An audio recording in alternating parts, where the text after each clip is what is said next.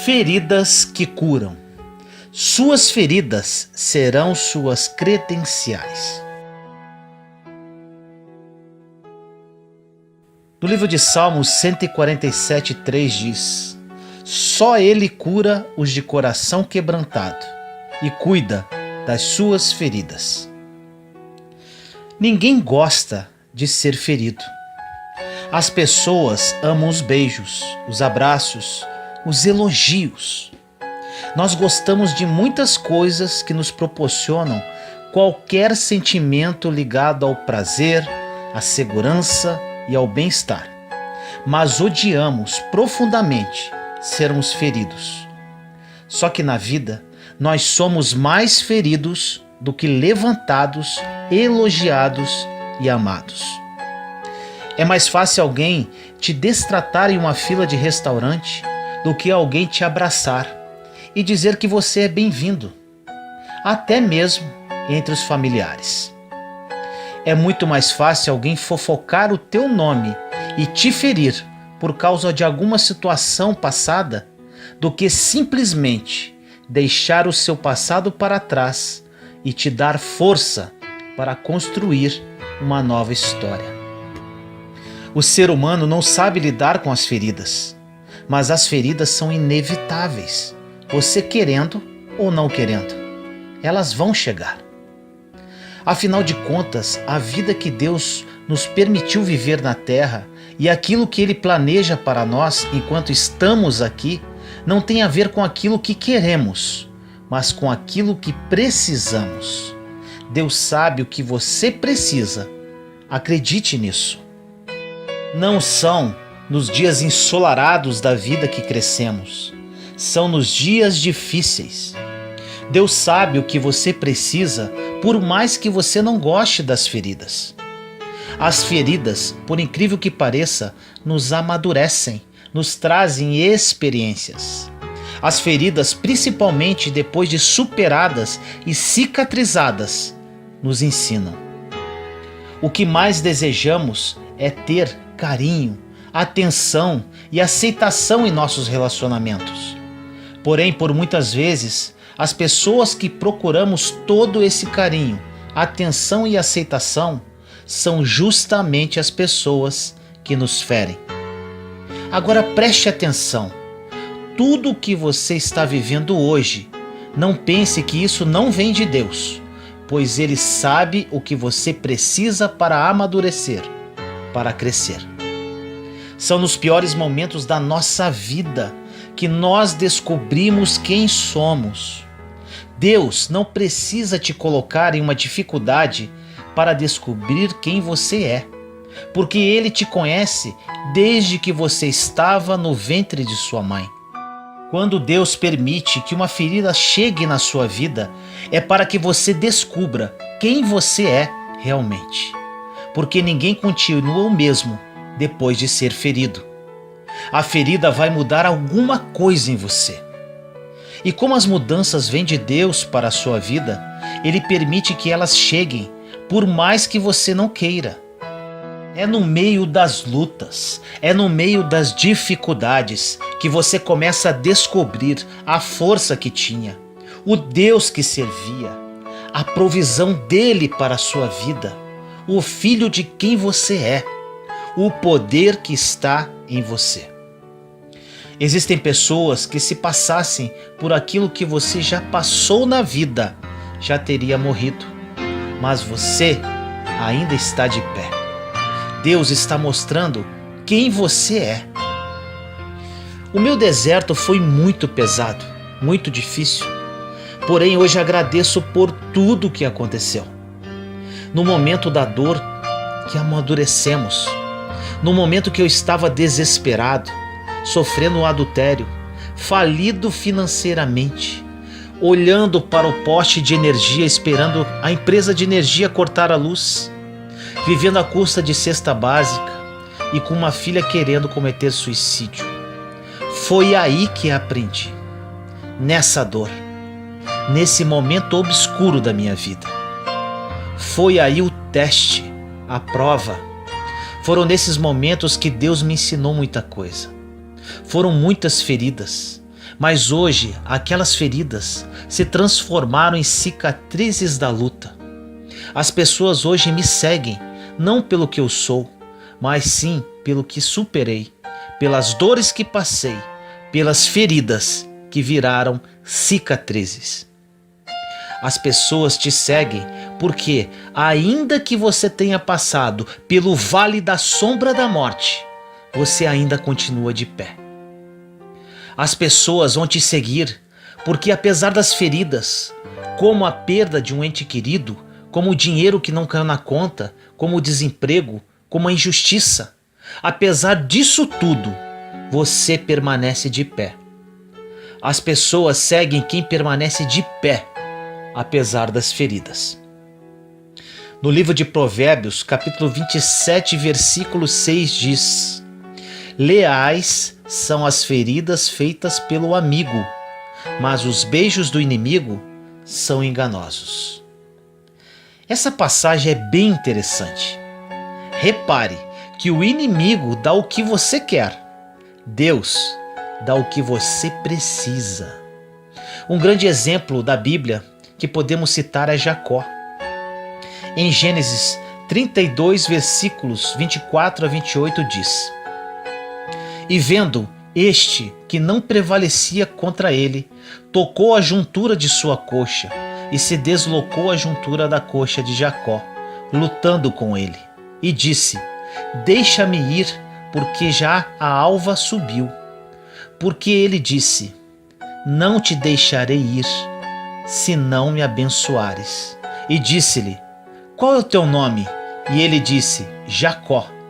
Então disse: não te chamarás mais Jacó, mas Israel, pois como príncipe lutaste com Deus e com os homens, e prevaleceste. Nunca mais reclame quando Deus te deixar sozinho por um tempo, porque todo mundo que Ele quer promover, Ele testa no secreto e sozinho primeiramente. Deus não te abandonou, pois Ele não abandona filho, mas a solidão atrai um tipo de guerra que você vai ter que lutar para descobrir quem você realmente é. Jacó lutou com todas as suas forças com o anjo, mesmo sendo ferido em sua coxa. Ele continuou. Perceba que o novo nome que foi dado a Jacó foi pela forma que ele lutou. Ele recebeu o nome de Israel, que significa príncipe de Deus. Tiramos um grande ensinamento aqui. Grave isso. A sua próxima fase vai ser de acordo de como você lutou. Sem a luta que trouxe a ferida, Jacó não passaria para a próxima fase. Deus permite que você passe por uma situação de dificuldade para aprender antes que os homens te ferissem, porque fiéis são as feridas feitas por um amigo. Se os homens te ferissem antes de Deus, talvez você não se levantaria mais. Naquela luta com o anjo, Jacó foi ferido para passar para o próximo nível. As feridas são credenciais para provar o que você superou na vida. Elas possuem 3 razões principais. A primeira, as feridas te dão autoridade. Quando passamos por uma situação muito difícil em nossa vida e a superamos, viramos autoridade com relação a isso. Quando você pedir conselhos com relação a determinado assunto, antes verifique o que aquele conselheiro passou na vida, quais os problemas que superou, quais as feridas que venceu, quais as cicatrizes que ele tem para mostrar. Essas são as credenciais de autoridade, as cicatrizes, porque se não forem cicatrizes, são feridas ainda não curadas e abertas. E com isso esta pessoa não tem autoridade para falar com propriedade sobre aquele assunto determinado. Segundo, as feridas aceleram processos. Quando Deus permite que você enfrente uma situação difícil, automaticamente o bálsamo já está preparado para te curar também. Depois que você tiver autoridade, os processos serão mais rápidos. Existem casamentos que demoram 20 anos para entrar em ordem. Outros demoram 6 meses. Tem pessoas que demoram 10 anos para prosperar financeiramente, mas tem outras que prosperam em 2 anos. Os processos são diferentes, porque alguns evitaram a ferida e outros superaram as feridas que vieram. 3. As feridas mostram para o mundo quem você é. Não pregamos sobre Jesus hoje pela festa que fizeram quando ele entrou em Jerusalém no burrinho, mas pelas feridas que ficaram em suas mãos. As feridas te promovem, te colocam na história. Quando Deus permitiu que as mãos e os pés de Jesus fossem feridos e o seu corpo dilacerado, era para que a bênção que estava nele passasse para todas as gerações, inclusive para você. E também para que ele entrasse para a história, porque leais são as feridas feitas por um amigo. As feridas que são feitas por Deus cicatrizam. As feridas feitas por homens ficam abertas. Quando ficam cicatrizadas, viram credenciais, autoridade, promoção. Quando ficam abertas, apodrecem. Normalmente as pessoas comentam do seu dia ruim, não do dia bom. Passarão 10 anos, as pessoas vão continuar lembrando do dia que você foi ferido, mas você suportou, cicatrizou e agora virou uma autoridade. Você tem uma credencial. As pessoas divulgam seu nome de acordo de como você lutou diante das feridas. Quando você está passando pelo período do sofrimento, as pessoas vão falar, vão fofocar, vão opinar. No meu caso, virei assunto na cidade onde eu morava. Deixe isso para lá. Apenas ore, lute, aproxime-se de Deus, conheça-o, ame-o. Isso que vai te levantar e você vai virar autoridade. São as suas feridas que vão definir o seu próximo passo do futuro. Quando você for decidir o próximo passo da sua vida, olhe para as feridas que você carrega no corpo, na alma, que elas vão te apontar o próximo passo, porque ninguém continua o mesmo depois de superar uma dor. Quando você vence uma dor, você amadurece, e não é qualquer pessoa que te machuca de novo. Quando você supera uma ferida, você está muito à frente das pessoas que ainda estão lutando contra essas feridas. Agora preste atenção nisso. Muito mais importante que a ferida que você tem é quem te feriu. Não entendemos quando Deus permite uma dificuldade, mas existem coisas que não precisamos entender no momento. Só precisamos continuar andando, mesmo mancando, rastejando com dor. Jacó foi ferido, assim como você pode ter sido ferido nas emoções, nas finanças, na família, na vida ministerial, mas não existe ferida que não cicatriza. Existem pessoas que estão no meio da ferida e estão revidando, discutindo, murmurando, reclamando. Como você luta determina o processo que você vai passar. Você não é o que fez, você é fruto daquilo que lutou e venceu. As feridas que Deus permitiu que te ferissem é para matar o Jacó que existe dentro de você e trazer Israel. Tudo que você precisa já está dentro de você. Basta usar a fé e tudo aquilo que o Senhor te ensinou. Ore comigo assim: Senhor, nos colocamos em sua santa presença neste momento, eu, meus irmãos e irmãs em Cristo Jesus. Pai amado, agradecemos por esta mensagem. Muitos de seus filhos e filhas que oram comigo agora estão passando por momentos extremamente difíceis, momentos de muita dor, sofrimento, com as feridas expostas. Que essa mensagem, Pai, toque profundamente esses corações e que a partir de hoje cada um deles tenha consciência que suas feridas serão cicatrizadas. Que eles entendam que essas feridas vieram para o amadurecimento, para que eles mudem de fase em suas vidas. Que eles entendam também, Senhor, que nesta ferida morrerá o Jacó e nascerá o Israel.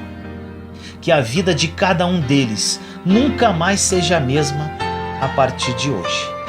As feridas curam, Senhor. Assim nós oramos, em nome do nosso Senhor Jesus Cristo. Amém.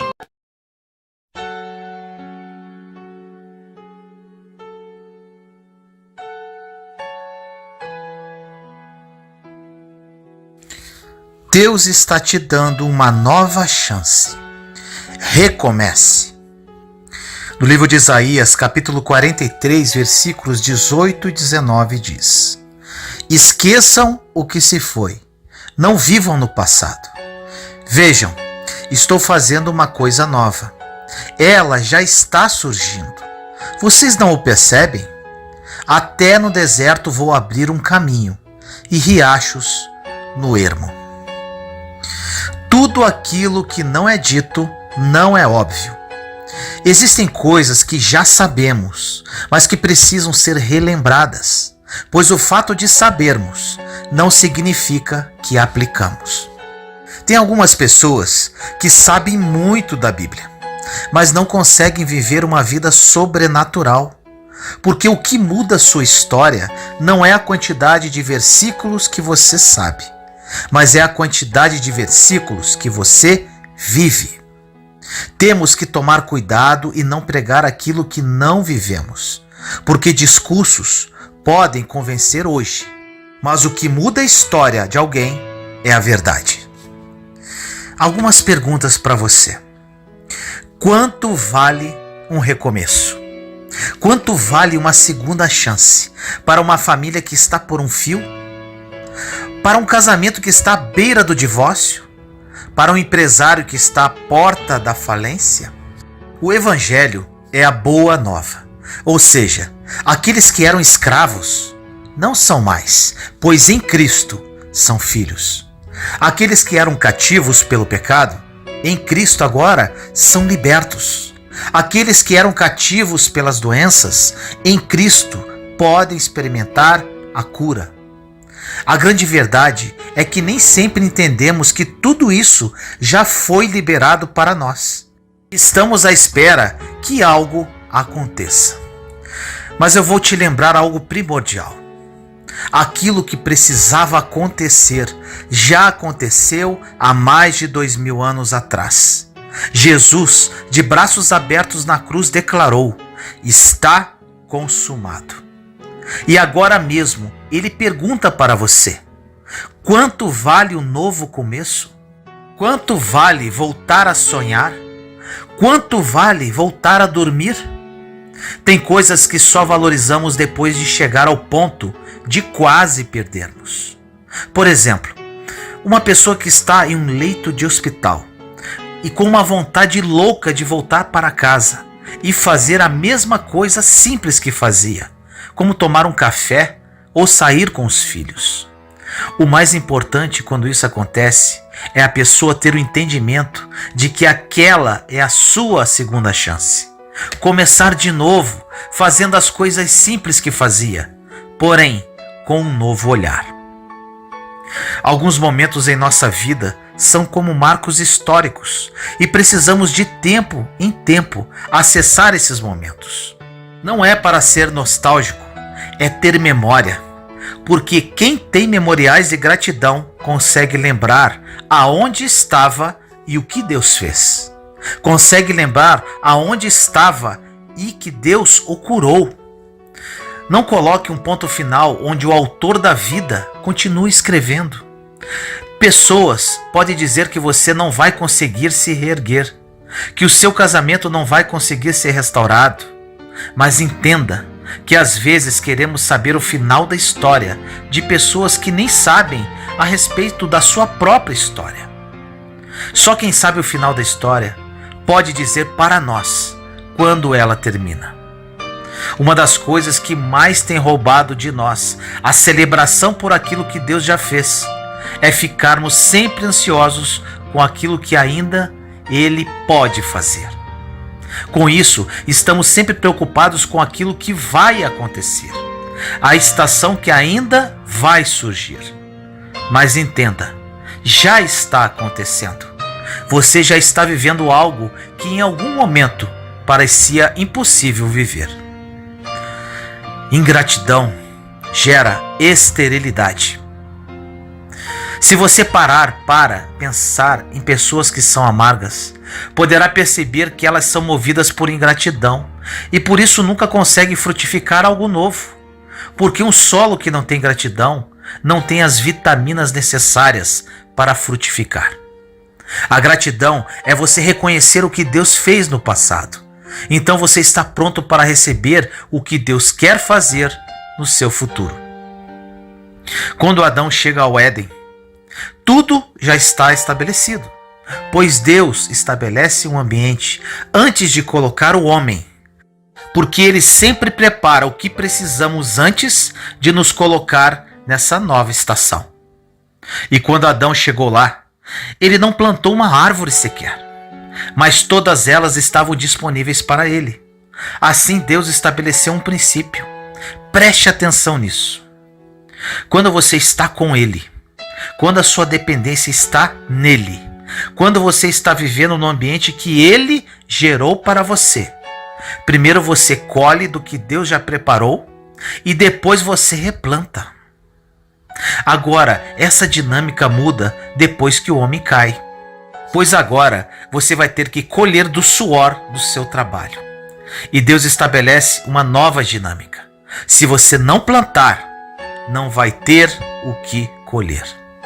A grande questão é que em Cristo, as realidades que o pecado roubou de nós foram restabelecidas. O problema de vivermos debaixo de uma nova aliança sem termos consciência dela é que podemos estar em um tempo em que Deus está se movendo de uma forma nova e estamos tentando funcionar de uma forma antiga.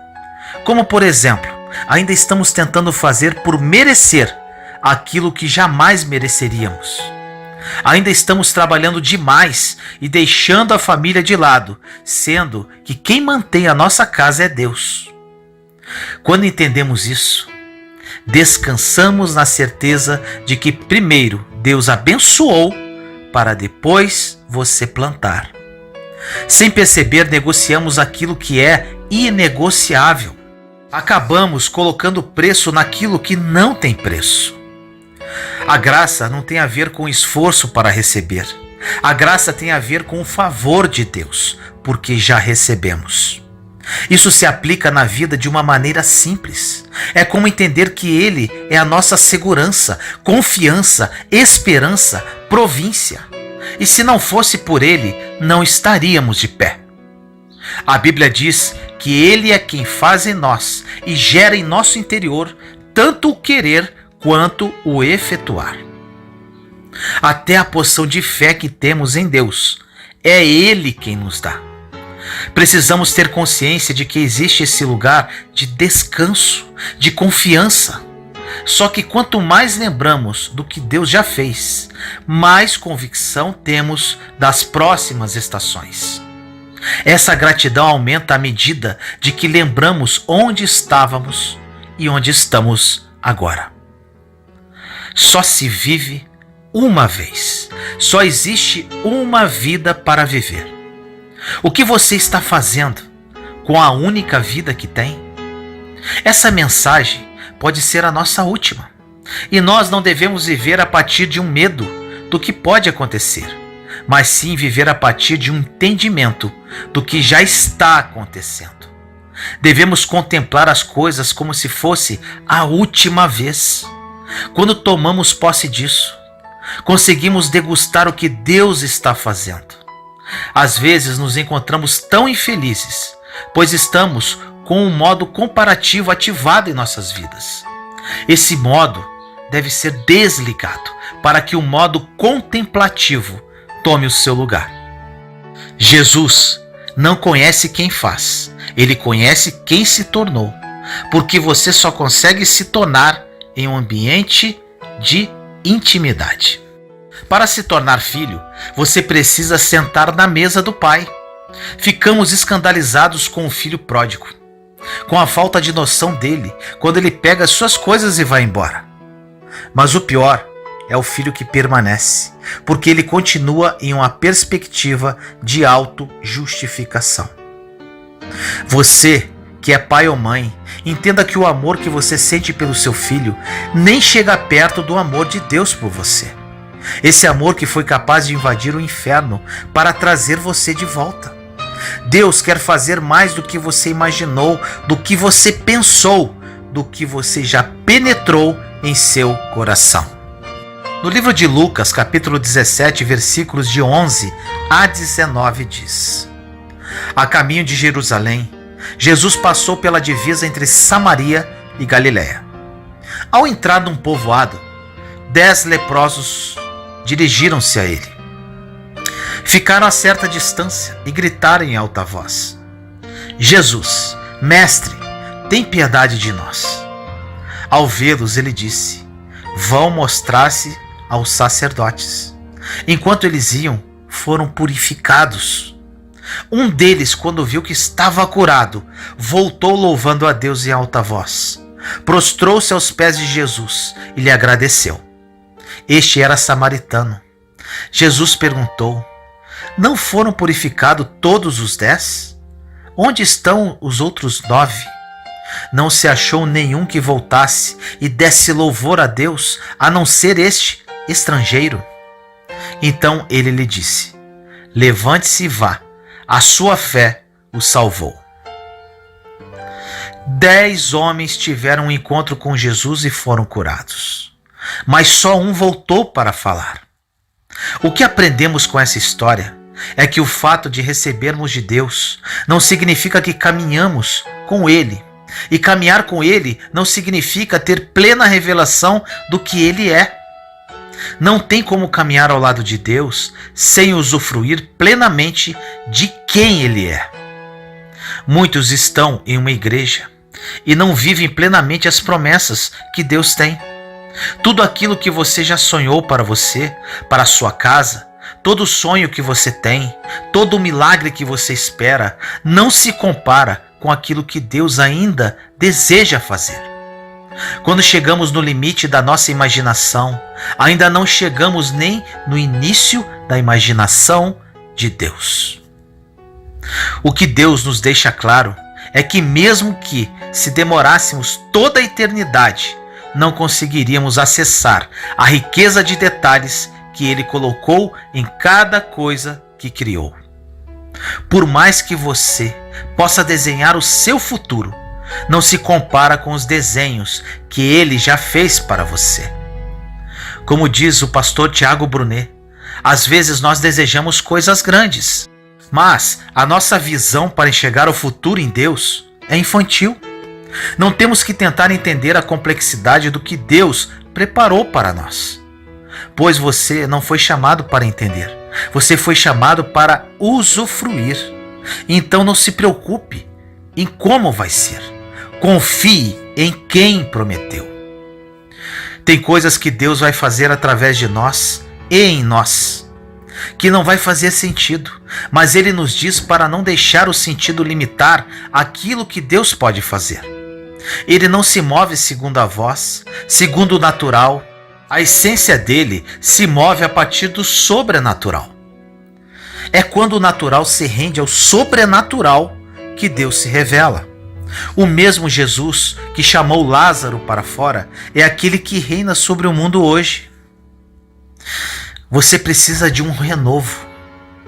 Renovo significa galho novo que brota no topo de uma árvore recém-cortada e que dá origem a uma nova árvore. E essa nova árvore cresce mais forte. Quando Deus fala que tem para nós um renovo, quer dizer que por mais que algumas coisas tenham sido cortadas lá na sua base, Ele não precisa que você vá para outro lugar para fazer. Ele faz no mesmo lugar. Deus não precisa que mudemos coisas para que Ele faça. Existem pessoas que mudam de lugar, cidade, emprego, esposa e nada muda. Porque Deus não quer que você mude as circunstâncias externas. Ele quer transformar você por dentro. Não tem a ver com o lugar que você está, e sim em quem você tem se tornado. É exatamente no lugar onde você foi humilhado que Deus quer fazer o novo. Deus pega aquilo que parece loucura para os homens e renova com o poder dele. E aquilo que parece loucura para o mundo, para os que creem, é poder dele. Aquilo que um dia tentou paralisar a sua vida vai ser um novo começo.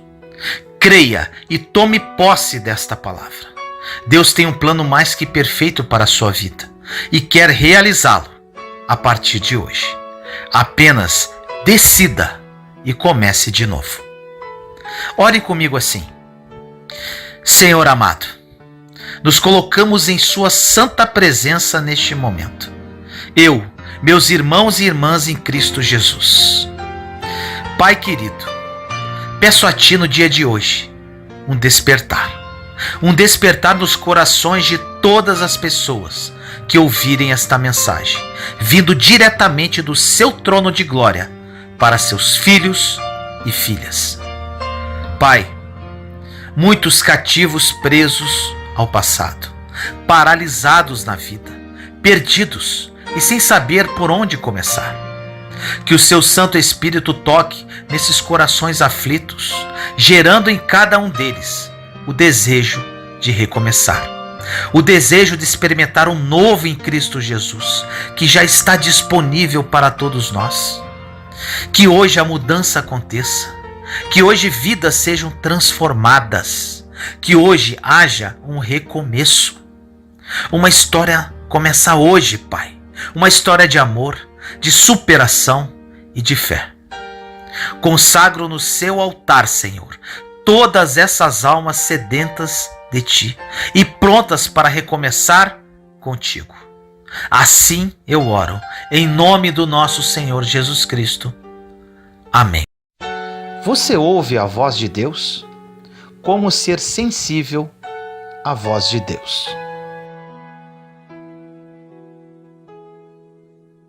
No livro de João, capítulo 5, versículos 24 e 25 diz: Eu asseguro, quem ouve a minha palavra e crê naquele que me enviou, tem a vida eterna e não será condenado, mas já passou da morte para a vida. Eu afirmo que está chegando a hora, e já chegou, em que os mortos ouvirão a voz do Filho de Deus, e aqueles que a ouvirem viverão. Você já se perguntou como ouvir a voz de Deus e saber se Ele fala comigo? Acredito que essa seja a principal dúvida dos cristãos.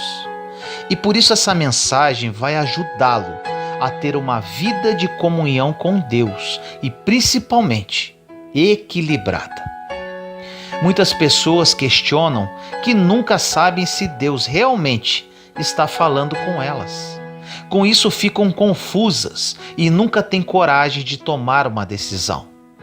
Ao mesmo tempo, existe um grupo de pessoas que ouve até demais.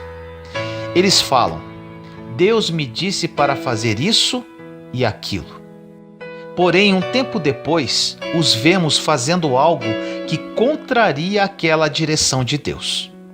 Com isso, fica difícil acreditar que Deus realmente deu alguma direção a essas pessoas.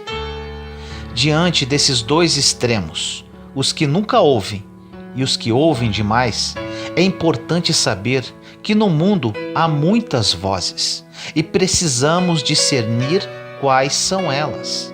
Veja o que a palavra de Deus diz em 1 Coríntios 14, versículos 10 e 11. Sem dúvida, há diversos idiomas, vozes no mundo. Todavia, nenhum deles é sem sentido. Portanto, se eu não entender o significado do que alguém está falando, serei estrangeiro para quem fala, e ele estrangeiro para mim. Realmente, há muitas vozes no mundo, incluindo a minha e a sua. Os cientistas dizem que falamos em pensamento com nós mesmos, mais de 120 palavras por minuto. Além disso, temos outras vozes que afetam diretamente a nossa vida: o celular, a televisão, filmes, pessoas, pastores, demônios, etc. E no meio de todas essas vozes está a voz de Deus. Agora preste atenção no versículo 33 de 1 Coríntios 14. Diz assim: pois Deus não é Deus de confusão, mas de paz. É interessante observarmos que hoje a maioria das pessoas estão confusas e não tem paz. O mundo está confuso, cristãos estão confusos e até mesmo os líderes estão confusos. Essa é uma característica do nosso tempo. Mas por quê? É que atualmente absorvemos mais informação em um mês do que nossos bisavós em todas as suas vidas. Por exemplo, se acontece uma guerra, nós sabemos. Se há terremotos, descobertas científicas, nós sabemos. Antigamente, essas mesmas coisas ocorriam, mas ninguém sabia. Ou seja, há muitas vozes falando conosco o tempo todo. E como conseguiremos ser bem-sucedidos, criar nossos filhos, descobrir o nosso chamado, sem ouvir a voz de Deus? Veja essa experiência que Elias teve com Deus em 1 Reis 19, versículos 11 a 13. O Senhor lhe disse: saia e fique no monte na presença do Senhor, pois o Senhor vai passar. Então veio um vento fortíssimo, que separou os montes e esmigalhou as rochas diante do Senhor. Mas o Senhor não estava no vento. Depois do vento houve um terremoto, mas o Senhor não estava no terremoto. Depois do terremoto houve um fogo, mas o Senhor não estava nele. E depois do fogo houve o murmúrio de uma brisa suave. Quando Elias ouviu, puxou a capa para cobrir o rosto, saiu e ficou à entrada da caverna. E uma voz lhe perguntou: o que você está fazendo aqui, Elias? Sabemos que Elias foi um grande homem de Deus.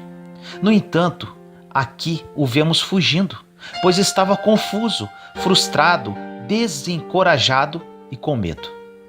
Ninguém está isento disso, nem mesmo uma pessoa íntima de Deus. Então o Senhor o chamou para fora e veio um vendaval, terremoto e fogo, mas ele não estava em nada disso. Agora imagine Elias naquele ambiente destruidor. Toda aquela situação estava demonstrando o interior dele, cheio de turbulência. Mas depois de todo aquele barulho, tudo se acalmou e Deus veio como uma brisa suave. Quando Elias encontrou a paz no seu espírito, ele escutou a voz de Deus. Esse texto nos ensina algo muito importante. Deus não compete com a confusão e é impossível escutar a voz dele se estivermos agitados em nosso interior. Diante disso, vamos falar sobre diversas maneiras que você pode ouvir a voz de Deus. Primeiramente, a voz audível. No livro de João 12, versículos 27 a 30 diz: agora meu coração está perturbado. E o que direi? Pai, salva-me desta hora. Não, eu vim exatamente para isso, para esta hora. Pai, glorifica o teu nome. Então veio uma voz do céu: eu já o glorifiquei e o glorificarei novamente. A multidão que ali estava e a ouviu diz que tinha trovejado. Outros disseram que um anjo lhe tinha falado. Jesus disse: esta voz veio por causa de vocês, não por minha causa. Perceba aqui que todos escutaram, mas somente Jesus reconheceu. Alguns acharam que tinha sido um trovão e outros pensaram que um anjo tinha falado com eles. Essa maneira de Deus falar acontece somente em casos muito específicos. A segunda forma de ouvir a voz de Deus é através do Espírito Santo. No livro de Atos, capítulo 8, versículo 29 diz: "E o Espírito disse a Filipe: aproxime-se dessa carruagem e acompanhe-a." Essa é a maneira mais comum que Deus usa para se comunicar conosco. Ele fala em nosso espírito e muitas vezes podemos pensar que seja apenas um pensamento, uma coisa da nossa cabeça. Por isso é importante estarmos em comunhão com Deus, para discernirmos se essa voz em nosso interior vem do Espírito Santo. A terceira forma que podemos ouvir a voz de Deus é através dos sonhos. No livro de Mateus, capítulo 1, versículo 20 diz: "Mas, depois de ter pensado nisso, apareceu-lhe um anjo do Senhor em sonho e disse: José, filho de Davi, não tema receber Maria como sua esposa, pois o que nela foi gerado procede do Espírito Santo."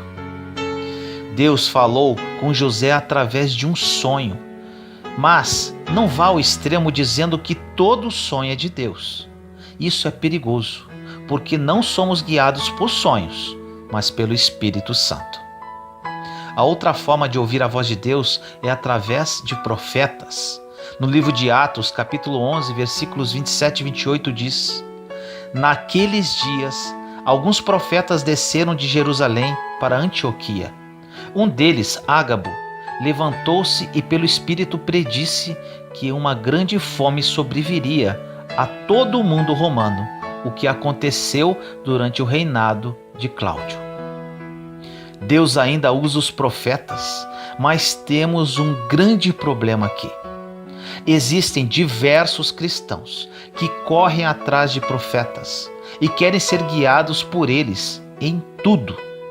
Vivem em função do que eles falam e não criam uma relação pessoal com Deus.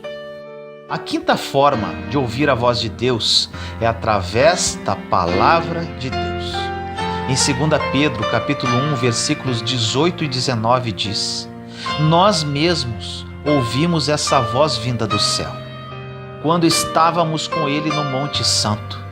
Assim temos ainda mais firme a palavra dos profetas, e vocês farão bem se a ela prestarem atenção, como a uma candeia que brilha em um lugar escuro, até que o dia clareie e a estrela da alva nasça em seus corações."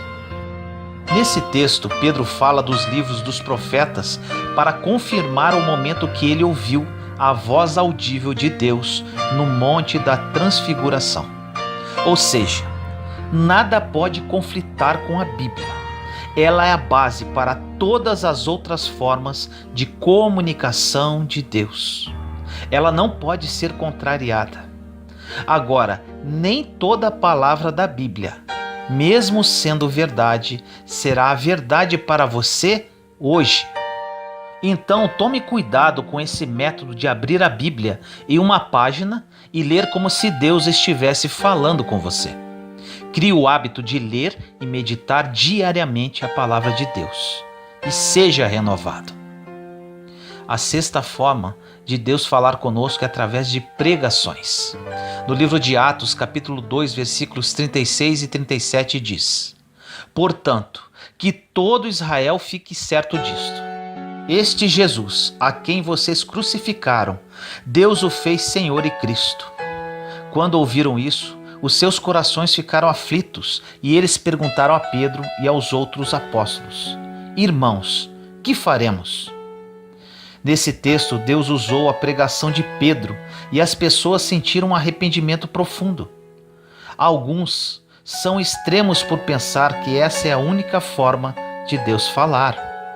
Outros são mais radicais ainda por pensar que Deus só pode falar com eles através dos pastores, pregadores, padres ou missionários. A sétima forma que Deus fala conosco é através de um evento sobrenatural. No livro de Atos, capítulo 7, versículos 31 e 32 diz: "Vindo aquilo, ficou atônito e, aproximando-se para observar, ouviu a voz do Senhor: Eu sou o Deus dos seus antepassados, o Deus de Abraão, o Deus de Isaque e o Deus de Jacó. Moisés, tremendo de medo, não ousava olhar.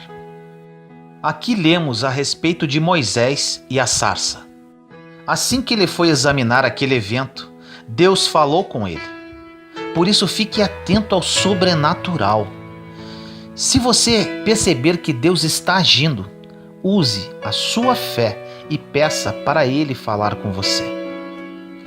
A oitava forma que Deus pode falar conosco é através dos anjos. No livro de Atos, capítulo 5, versículos 19 e 20 diz: Mas durante a noite, um anjo do Senhor abriu as portas do cárcere, levou-os para fora e disse: Dirijam-se ao templo e relatem ao povo toda a mensagem desta vida. Há muitas experiências assim hoje, porém existe um extremo de pessoas que veem anjos em todos os lugares, quando na verdade elas se baseiam apenas em sentimentos e não em experiências reais. A nona forma de Deus falar conosco é o inesperado. Em 2 Pedro 2,16 diz: Mas em sua transgressão foi repreendido por uma jumenta, um animal mudo, que falou com voz humana e refreou a insensatez do profeta. Isso significa dizer que Deus fala como quer e de um modo que muitas vezes não esperamos. Ele pode usar filmes, músicas, livros, pessoas até que não servem a Deus, entre outras. Não há limites para Deus. Mas talvez você se pergunte: como eu posso saber se a voz vem de Deus ou não? Saiba que quando Deus quer falar com você, Ele quer que você esteja confiante. Então, Ele usará mais de uma maneira para fazer isso, ou confirmará o que disse anteriormente. Por exemplo, se Deus falou com você através de um sonho, pode ser que Ele envie um profeta para confirmar o sonho. Talvez isso demore dias, meses ou até anos. Não importa. Ele quer que a sua fé aumente para que sejam cumpridos os propósitos dele através da sua vida. Se há confusão, não é Deus. Ele não brinca com você dizendo: vai para lá e depois vem para cá. Para ouvirmos a voz de Deus, precisamos criar intimidade com Ele. Deus fala conosco, porém, devido à correria em nosso dia a dia e principalmente da nossa mente atribulada, não criamos sensibilidade para ouvi-lo devidamente. Precisamos limpar toda a sujeira entranhada em nossa mente, renovando-a à luz da palavra de Deus, e com isso, ter ouvidos para ouvir as maravilhas que Ele tem para nos dizer. Ore comigo assim: Senhor amado, nos colocamos em Sua santa presença neste momento, eu, meus irmãos e irmãs em Cristo Jesus. Pai, no dia de hoje peço a Ti que ilumine mente e corações.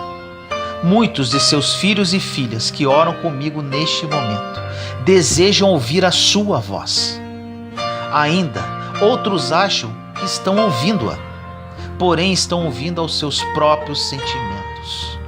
Senhor, que eles criem a consciência que para adquirir essa sensibilidade, precisam criar intimidade contigo. Ilumina-os neste momento, Pai, através da Sua graça e misericórdia, que a partir de hoje suas vidas sejam transformadas e que a sede de Ti aumente para que eles o busquem com todas as forças e entendimento. Assim nós oramos, em nome do nosso Senhor Jesus Cristo. Amém. Jesus está voltando? O que você sabe sobre a volta de Jesus? No livro de Mateus, capítulo 24, versículo 44 diz: Assim também vocês precisam estar preparados, porque o Filho do Homem virá numa hora em que vocês menos esperam. Meu querido irmão e irmã, preste muita atenção nessa mensagem, pois com certeza ela poderá ser um divisor de águas na sua vida cristã. Tudo na palavra de Deus mostra que Jesus está voltando para arrebatar os seus escolhidos. Mas quando será isso? O que ainda precisa acontecer para que Jesus volte? Essas perguntas têm respostas simples na Bíblia, mas se tornaram complicadas e confusas por causa de falsas profecias e doutrinas. Então, para que não haja mais qualquer tipo de dúvida a respeito da volta de Jesus e principalmente para que você esteja preparado para quando esse dia chegar, vamos falar sobre 7 sinais de que Jesus está voltando. O primeiro sinal: guerras e conflitos. No livro de Lucas, capítulo 21, versículos 9 e 10 diz: Quando ouvirem falar de guerras e rebeliões, não tenham medo. É necessário que primeiro aconteçam essas coisas, mas o fim não virá imediatamente. Então lhes disse: nação se levantará contra nação e reino contra reino. Você já parou para pensar no número de guerras entre países que aconteceram e ainda acontece pelo mundo nos últimos 100 anos? São mais de 80 grandes conflitos que trouxeram uma terrível destruição. Sem falar dos massacres causados pelo fanatismo religioso, pela guerra do tráfico de drogas e muitas outras. O segundo sinal: catástrofes naturais. No livro de Lucas, capítulo 21, versículo 11 diz: haverá grandes terremotos, fomes e pestes em vários lugares, e acontecimentos terríveis e grandes sinais provenientes do céu. Tsunamis, furacões, terremotos, vulcões em erupção, fome e pestes em vários lugares. Você pode até pensar, mas isso tudo sempre aconteceu. Sim, mas estudos comprovam que o número desses acontecimentos foi muito maior no século XX do que em qualquer outro século. E a tendência é que essas catástrofes sejam ainda maiores no século XXI. Coincidência? Ou é porque Jesus está voltando em breve? O terceiro sinal: aumento do pecado. No livro de Mateus, capítulo 24, versículo 12 diz: devido ao aumento da maldade, o amor de muitos esfriará. O pecado tem se multiplicado de forma tão assustadora e se tornou algo tão comum que mal percebemos a sua presença entre nós.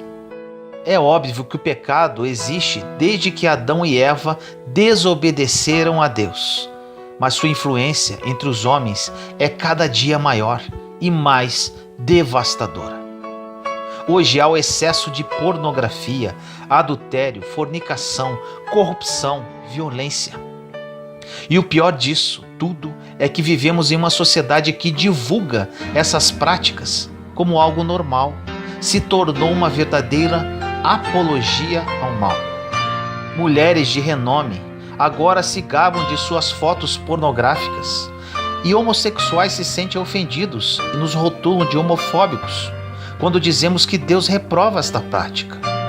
Em alguns países a lei protege a mãe que mata seu próprio bebê no ventre, e os usuários de drogas que antes viviam escondidos pelos becos agora marcham pelas suas ruas reivindicando os seus direitos.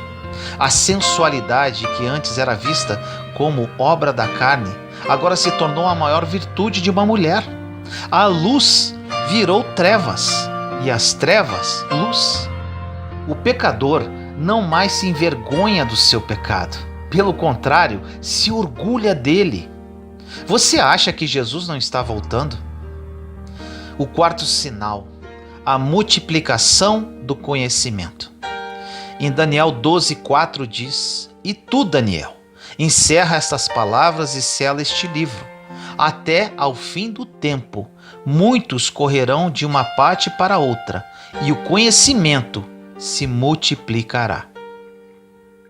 Por causa dos avanços tecnológicos, Em menos de meio século, o homem pisou na lua, criou a televisão, o telefone, o rádio, o computador, a internet, os smartphones. Na verdade, a cada minuto algo novo é criado. Tudo isso se tornou comum em nosso dia a dia. Mas o que pouca gente sabe é que essa multiplicação do conhecimento é um dos sinais de que Jesus está voltando. O quinto sinal, a propagação da nova era. Em 2 João, capítulo 1, versículo 7 diz: de fato, muitos enganadores têm saído pelo mundo, os quais não confessam que Jesus Cristo veio em corpo. Tal é o enganador e o anticristo. O movimento chamado de Nova Era é um conjunto de diferentes crenças, com o objetivo de buscar uma verdade universal. O termo Nova Era refere-se à Era de Aquário, que, de acordo com seus seguidores, está se iniciando, supostamente trazendo uma promessa de paz. A Nova Era ensina que para ser salvo não é preciso se arrepender dos pecados e crer em Jesus Cristo como Salvador. Basta apenas buscar o próprio aprimoramento da alma, chamando de evolução. Com isso acreditam na evolução do homem vindo do macaco e até mesmo em extraterrestres, como seres mais evoluídos. Ou seja, esse movimento não confessa que Jesus é um enviado de Deus para salvar e libertar o homem do pecado. O sexto sinal, renascimento de Israel. No livro de Isaías, capítulo 66, versículo 8 diz: quem já ouviu uma coisa dessas? Quem já viu tais coisas? Pode uma nação nascer num só dia? Ou pode-se dar à luz um povo num instante? Pois Sião ainda estava em trabalho de parto e deu à luz seus filhos. Jesus veio ao mundo como descendente de Davi e seria o Messias de Israel. Mas os judeus o rejeitaram e no ano 70 depois de Cristo foram expulsos da Judéia e dispersos pelo mundo. Assim, Jesus profetizou que um dos sinais de que ele estaria voltando seria o renascimento da nação de Israel, com a volta do povo judeu para a sua terra. E isso aconteceu. Logo após a Segunda Guerra Mundial, a ONU votou em favor disso e no dia 15 de maio de 1948 estava criado oficialmente o Estado de Israel.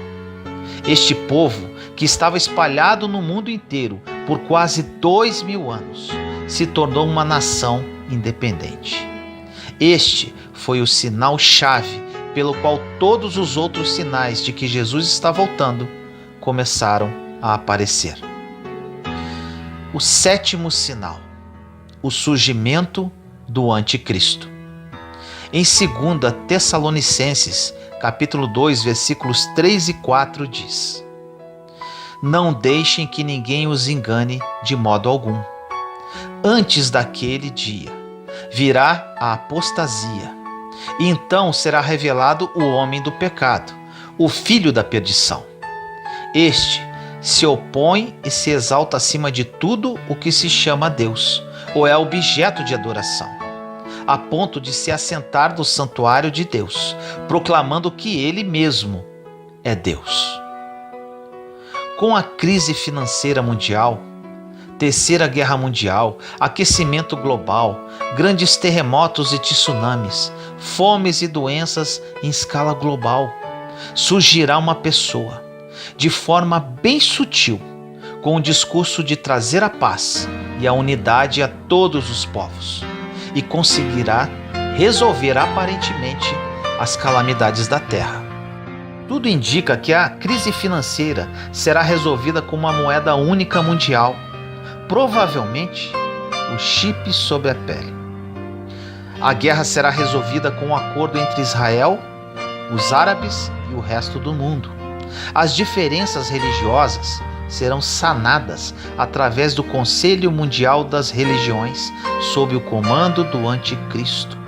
A fome acabará, pois se criará um sistema de distribuição de alimentos.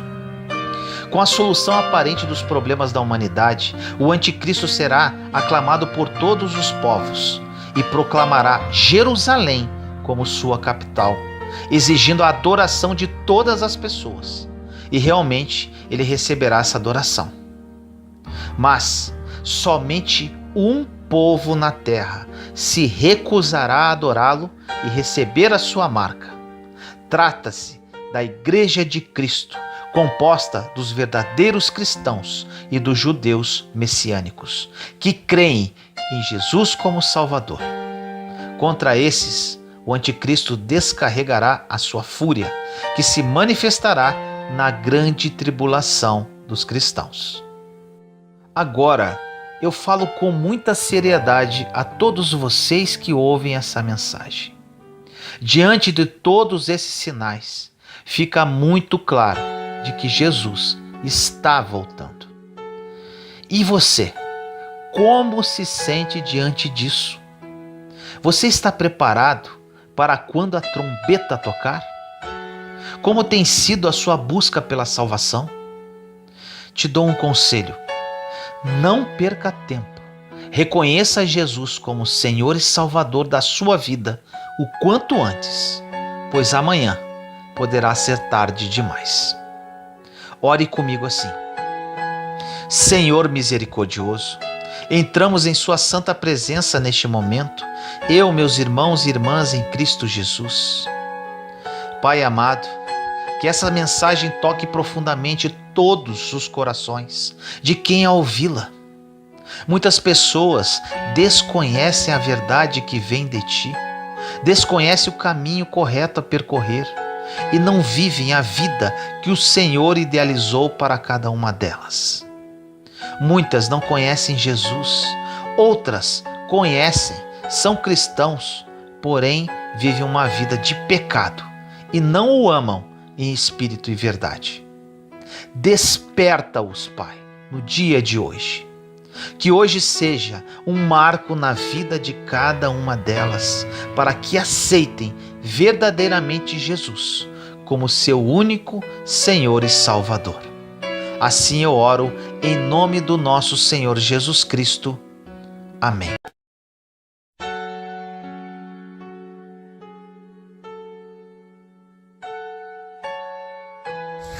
Você precisa de libertação ou de ocupação?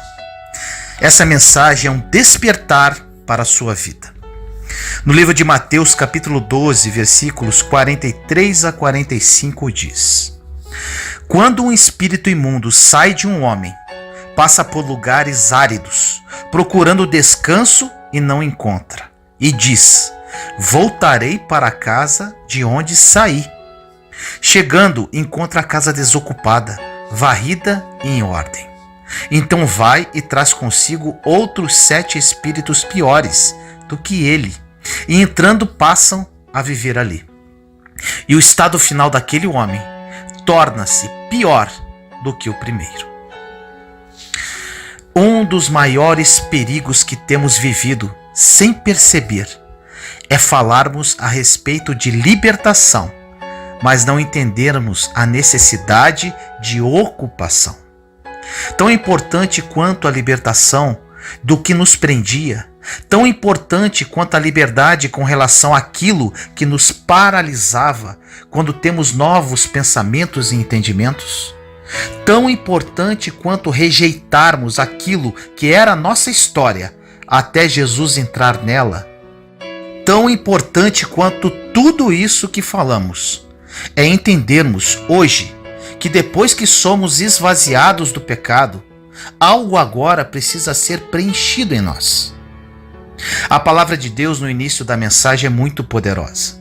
Ou seja, quando uma casa desocupada é varrida e colocada em ordem, aos nossos olhos está tudo bem.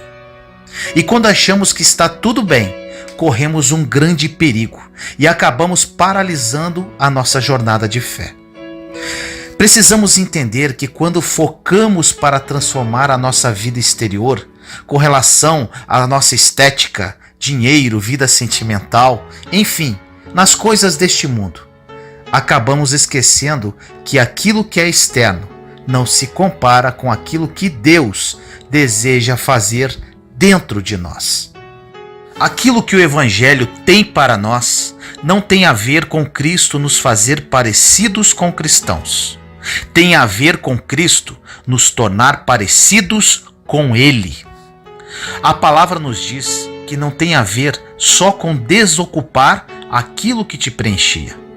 Tem a ver agora com uma nova realidade de preencher você a partir de hoje. Não tem a ver só com abrirmos mão do pecado. Tem a ver, sabe com o quê? De sermos cheios da novidade de vida que só existe em Jesus. Não tem a ver com o discurso eu pecava, não peco mais, eu fazia, mas não faço mais. A Bíblia diz que o nosso testemunho não vai ser construído a partir daquilo que não nos tornamos, não fazemos, mas a partir daquilo que agora, junto com Ele, você constrói.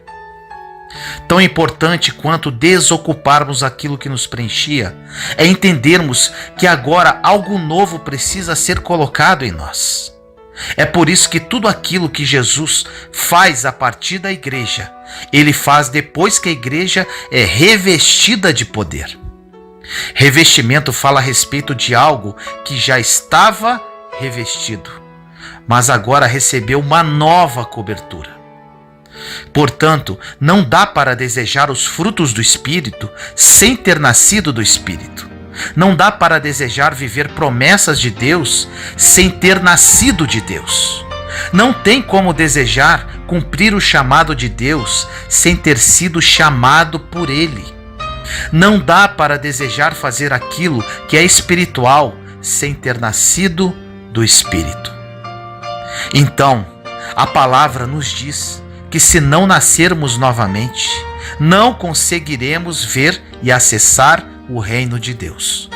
Também não tem a ver com a porção que vai ser derramada em nós, mas só é possível revestir algo que já foi revestido, ou seja, só é possível receber poder quando antes você recebe uma nova natureza.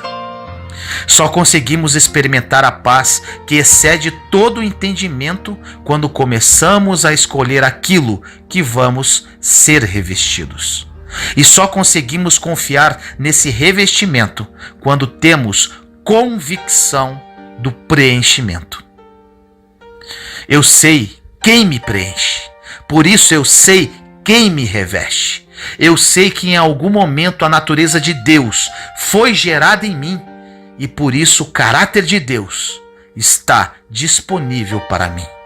É assim que você deve pensar. Quando você entende que o poder de Deus está disponível para você, você entende também que pode tudo aquilo que Ele diz que você pode. Você entende que vai usufruir de tudo aquilo que Ele diz que você vai usufruir. Entenda que essa nova natureza não tem a ver com a conversão de religião, não tem a ver com mudança de bloco religioso. Por isso, não vai mudar a sua história se Cristo não mudar ela primeiro. O Anderson Silva disse o seguinte: muitas vezes a religião fica discutindo os lugares que podemos ou não entrar, e tem pessoas que não entram em lugares com medo de se contaminar. E o medo de não entrar em um ambiente com essa preocupação só mostra que Cristo ainda não nos fez. Você só tem medo do que um ambiente pode fazer com você quando Cristo ainda não fez em você. Toda revolução exterior só acontece quando antes existe um preenchimento interior. Não tem a ver com aquilo que está ao redor de você. Jesus veio para reconstruir aquilo que está dentro de você. Jesus nunca exige de nós algo que Ele não tenha dado primeiro. E esse é o grande choque entre a graça e a religião. A religião sempre vai te exigir. A religião cobra de você a bondade, mas a graça te faz uma pessoa boa. A religião te cobra santidade, a graça te faz santo. A religião te cobra generosidade, A graça te faz generoso. Porque nós não somos generosos pelo que fazemos.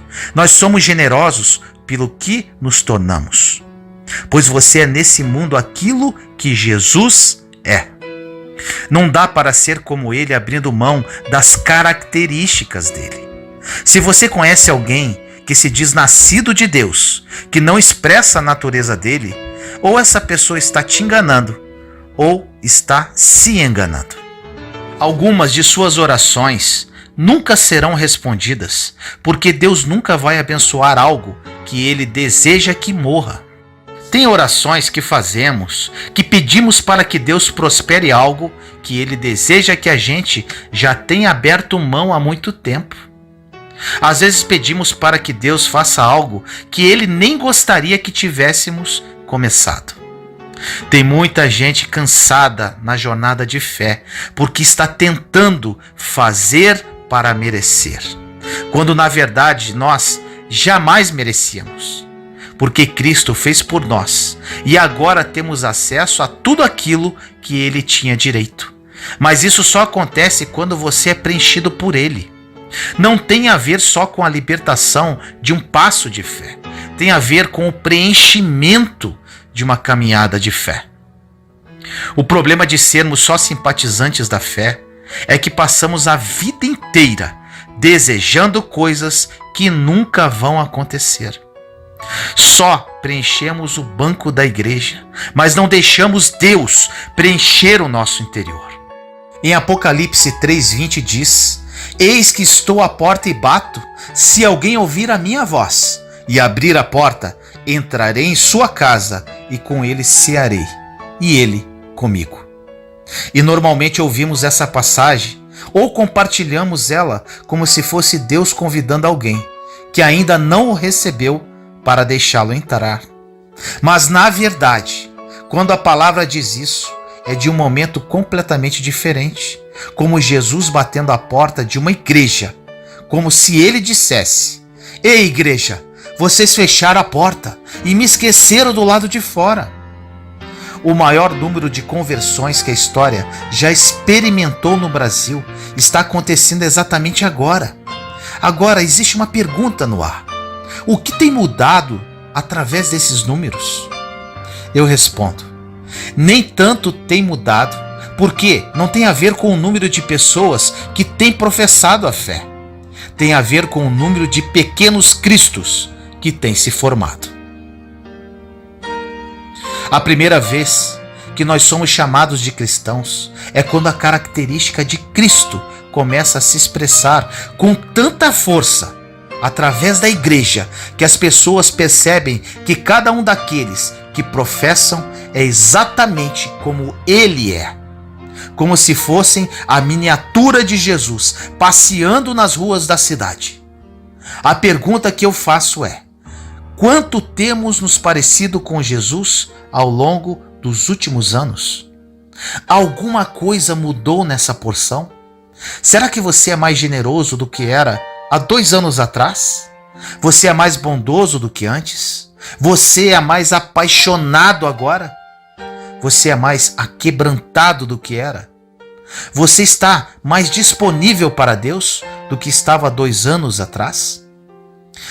Se continuamos da mesma forma que estávamos há alguns anos, significa que a nossa caminhada com Deus não tem transformado o que nós somos. E esse é o problema, de nos tornarmos apenas simpatizantes da fé.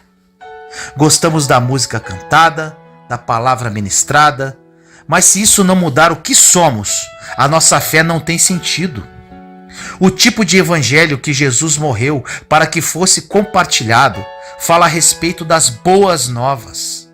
A boa notícia de Deus para a criação é que aquilo que havia sido perdido pelo pecado foi resgatado pela cruz.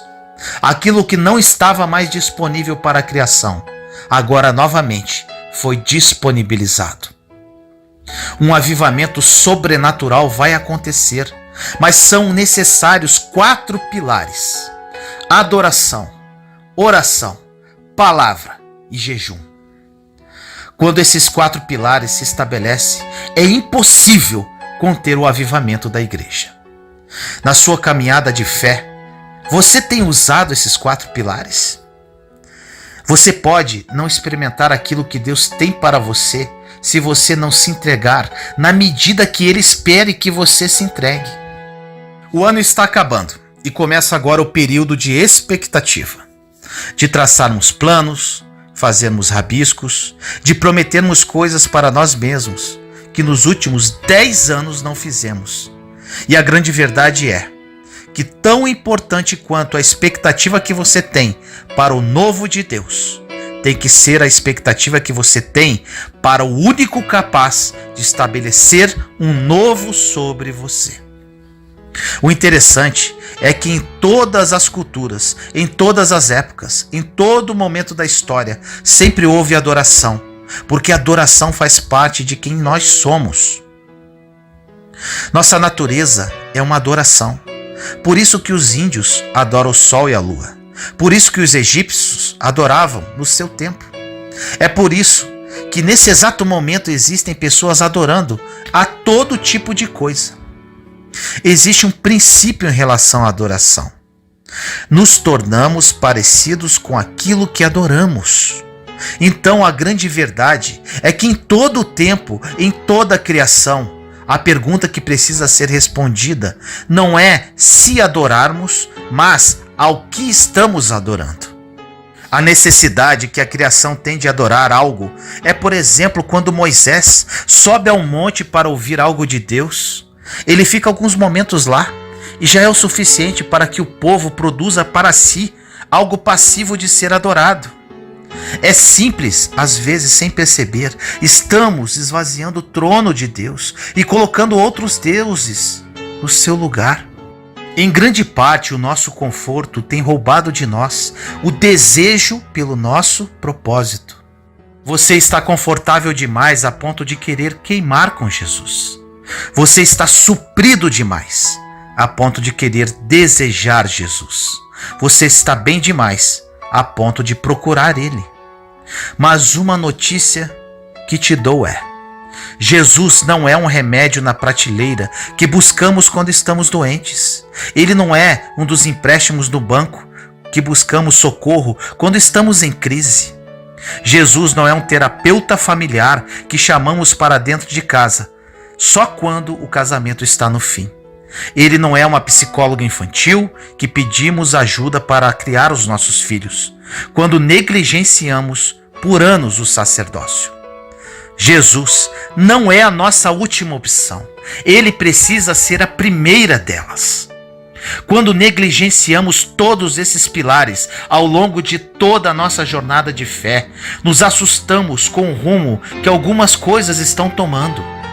A grande verdade é que de repente leva muito tempo para acontecer. Se você quer viver o que vivia, esteja disponível como você estava. Queima como você queimava, pois não faz sentido estarmos no corpo sem desejar queimar por ele. Algumas áreas de sua vida estão dormentes, mas Jesus te diz hoje que não morreu naquela cruz para você experimentar em partes o que ele liberou para você. Aqueles que estão nele vão experimentar plenamente aquilo que nele habita toda a vida. Toda a característica disponível no caráter de Deus continua disponível para nós hoje. Um povo que prospera, um povo que é santo, assim como ele é santo. Um povo que não se intimida com as retaliações, um povo que não se justifica. Existe um poder tão grande que até mesmo no silêncio, quando precisamos nos justificar, nos calamos e Deus compra a nossa briga. Sabe por quê? Porque existe decisão. O evangelho só acontece quando existe decisão. Porque você só vai viver o novo quando você cortar fora aquilo que te impedia de fluir. Quando ouvir conselhos, ouça de alguém que está em lugares que você ainda não chegou. Porque uma das coisas que mais fazemos quando não sabemos nada, mas achamos que já sabemos tudo, é nos cercar de pessoas que não sabem nada também, mas acham que sabem onde estão indo. Se você quer saber quem você é, Não se preocupe em ouvir de quem está do seu lado, mas ouça daquele que já fala dentro de você, pois você é quem ele diz que você é. Você pode aquilo que ele diz que você pode. Você vai viver aquilo que ele diz que você vai viver. E cada uma dessas características já estão impressas dentro de você. Você é esperto. Existem milhões de mais espertos que você. Você é bonita. Existem várias mais bonitas que você. Você é bom. Existem milhares melhores que você. Então o seu real valor está na sua especificidade. Pois podem existir pessoas melhores que você, mas não existe ninguém como você. É por isso que identidade gera autoridade. Se você conhece a sua especificidade, de sua personalidade, da sua característica, da sua unção, da linguagem que você carrega, acontece algo incrível.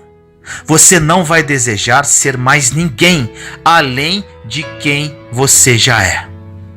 Os ambientes que você frequenta só podem te afetar quando Cristo não te fez.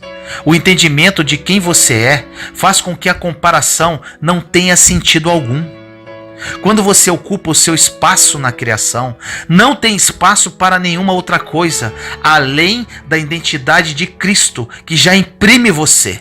Porque quando você começa a se comparar com o outro, é como se você estivesse dizendo para Deus assim: Deus, no seu lugar, eu teria feito melhor. A grande verdade é que precisamos nos despir de quem nos tornamos para experimentar quem Deus sempre quis que fôssemos. Sabe qual é o problema quando você está saciado de qualquer coisa e não daquilo que você precisa? É que quando aquilo que realmente te alimenta estiver disponível, você vai achar que já está satisfeito e não precisa de mais nada. Os sonhos que você tem, os projetos, aquilo que você carrega, pode ter sido gerado de você ou pode ter sido gerado de Deus. Você que escolhe. Se você quer se encher das promessas dos céus, então rejeita toda a palavra e proposta que não veio de lá. Se você quer se encher dos sonhos de Deus, então rejeita todo sonho que não veio dele. A forma de estarmos completamente imunes das propostas do inferno é quando estamos completamente cheios das promessas dos céus. É importante retermos dentro de nós as promessas que Deus fez, porque quando trazemos à memória aquilo que nos dá esperança, não entramos em crise com aquilo que é desconhecido. É importante lembrarmos o tempo inteiro quem somos, porque quando você sabe quem você é, aquilo que se levanta contra você não te intimida mais. Como vencer o medo? Muda a alimentação dos seus pensamentos, porque o medo se alimenta da dúvida. Agora, a convicção se alimenta da certeza, e a única certeza que temos é das promessas que Deus fez. Então, sempre lembre das promessas. Se você quer saber o seu propósito, olhe para Jesus. Você vai dar continuidade ao que ele fez aqui, ao que ele começou na cruz. O púlpito onde Jesus pregou o amor foi em uma cruz. O púlpito onde a verdade saiu do campo das ideias e invadiu a história foi em uma cruz. O púlpito onde aquele que dizia que era o caminho, a verdade e a vida e demonstrou que era o Messias foi em uma cruz. A Bíblia diz que quando ele foi crucificado e entregou o seu espírito, o véu do templo se rasgou e não existe mais separação entre Deus e a criação. Não existe mais condenação para aqueles que estão em Cristo, porque naquele púlpito Jesus pregou o amor. Se pudéssemos traduzir o que Jesus fez naquela cruz, é quase como se fosse o voto de um casamento. É como se Jesus, naquela cruz de braços abertos, completamente humilhado, completamente nu, completamente sem base de segurança, completamente exposto, vulnerável. É como se ele falasse: eu prometo amar você todos os dias que você existir. Eu prometo encher você da minha vida a partir do momento que você me aceitar. Eu prometo preencher todo o seu vazio. Eu prometo ser o colo que você precisa nos momentos de dúvida. Eu prometo cuidar de cada passo seu e firmá-los quando você achar que não vai dar mais. Eu prometo cessar toda a tempestade que se levantar ao seu redor e toda a tempestade que for gerada dentro de você. Eu prometo te amar de tal forma que o inferno não vai me poupar de você, não vai me livrar de você. Eu prometo infinitamente expressar o meu amor através da criação. Eu prometo te amar de tal forma que absolutamente nada foi capaz de me separar de você. Eu prometo que o que aconteceu até aqui e aquilo que está por vir não vai nos separar. Mais uma coisa que Jesus nos diz é: eu vou invadir o inferno, envergonhar tudo aquilo que tentou roubar você de mim. Mas não esquece, eu prometo ao terceiro dia voltar. E quando eu voltar, aquele que achava que teria me roubado de você vai ser como um espetáculo público diante de toda a criação, para que todos possam ver que o meu amor por você é infinitamente maior do que tudo que se levanta ao seu redor. Eu prometo que o medo que te paralisava não vai paralisar mais. Eu prometo que a sua ansiedade que tentava roubar de você o presente não vai roubar mais. Eu prometo que nem a morte, nem a vida, nem os anjos, nem os demônios, nem os principados, nem o presente, nem qualquer coisa da criação será capaz de me separar de você. Eu prometo que se eu for a primeira parte dos seus dias, todos os seus dias serão plenos. Eu prometo que se eu for a primeira parte dos seus sonhos, todos os seus sonhos se cumprirão. Eu prometo que se eu for o propósito da sua jornada de fé, todos os seus propósitos serão realizados. Eu prometo que se eu for o único a quem você buscar socorro, você vai encontrar em mim refúgio e fortaleza. Pois podem cair 1000 ao teu lado e 10.000 à tua direita, mas você não será atingido. Eu prometo por mim mesmo. Eu sou o que sou. Eu sou o caminho, a verdade, a vida.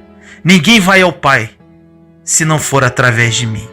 Eu prometo estar com você todos os dias, até que a morte nos aproxime. Ore comigo assim: Senhor amado, nos colocamos em sua santa presença, eu, meus irmãos e irmãs em Cristo Jesus. Pai amado, no dia de hoje vim orar por todos aqueles que estão apáticos.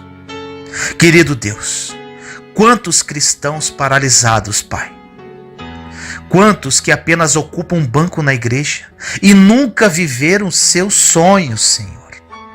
Não vivem a vida que Jesus morreu por nós. Não o conhecem em espírito e verdade. Estão paralisados. Pararam no tempo e no espaço. Que essa mensagem, Pai, seja um despertar na vida de cada um deles. Que a partir de hoje eles acordem e vivam o melhor de Deus em suas vidas. Que eles sejam extensão do Filho para glorificar o Pai. Hoje é o dia do despertar, Pai. Que o Espírito Santo toque essas vidas, transforme realidades e desperte corações. Assim nós oramos em nome do nosso Senhor Jesus Cristo. Amém. Juntos somos fortes. Compartilhe esta mensagem para que mais pessoas sejam edificadas. Inscreva-se no canal e acione o sininho para ser notificado de novos vídeos. Te amo em Cristo Jesus.